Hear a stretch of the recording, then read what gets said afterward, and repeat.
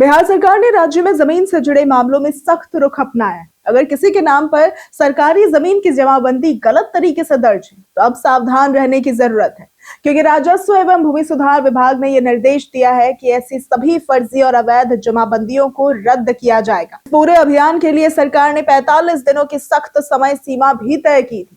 राज्य भर में चलाए जाने वाले इस विशेष अभियान का उद्देश्य सरकारी जमीन को उसके असली मालिक यानी कि राज्य की संपत्ति के रूप में सुरक्षित करना है। प्रधान सचिव CK अनिल ने सभी प्रमंडलीय आयुक्तों, जिला अधिकारियों और अपर समाहर्ताओं को स्पष्ट निर्देश जारी कर दिए हैं कि वे निर्धारित समय में इस कार्रवाई को पूरी तरह से सुनिश्चित करें। सरकार की नजर उन जमीनों पर विशेष रूप से है जो सरकारी होने के बावजूद निजी व्यक्तियों के नाम पर दर्ज है। इसमें 7 प्रमुख श्रेणियों की जमीन शामिल है। इनमें गैर मजरूआ आम जमीन, कैसरे हिंद और खास महाल की जमीन शामिल है।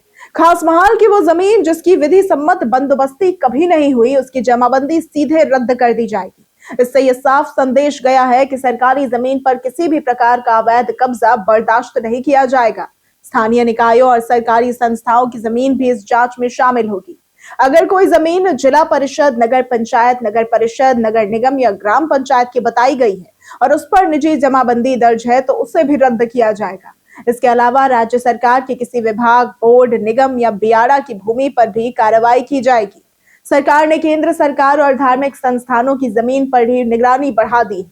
यदि कोई जमीन भारत सरकार के किसी मंत्रालय की, धार्मिक न्यास बोर्ड से जुड़ी या फिर किसी अर्ध सरकारी मान्यता प्राप्त ट्रस्ट और गौशाला की है और उस पर अवैध जमाबंदी दर्ज है तो अपर समाहर्ता उसे रद्द कर सकते हैं। प्रधान सचिव ने अंचल अधिकारियों को याद दिलाया है कि 3 जून 1974 से वे अपने अपने अंचल की सरकारी जमीन के कलेक्टर हैं और उनके कार्यकाल में किसी भी प्रकार का अवैध हस्तांतरण या निजी नाम पर जमाबंदी पाए जाने पर उनके खिलाफ अनुशासनात्मक कार्रवाई की जाएगी।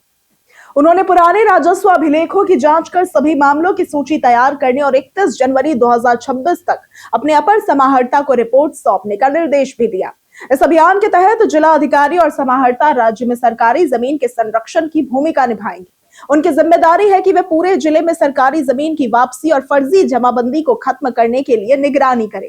इसके बाद जिला और अंचल स्तर पर लैंड बैंक तैयार किया जाएगा, जिससे भविष्य में सरकारी योजनाओं और विकास कार्यों के लिए जमीन की उपलब्धता सुनिश्चित हो सके। इस पूरे फैसले से एक स्पष्ट संदेश जाता है कि बिहार में अब सरकारी जमीन पर अवैध कब्जा, फर्जी जमाबंदी और धोखाधड़ी बर्दाश्त नहीं की जाएगी।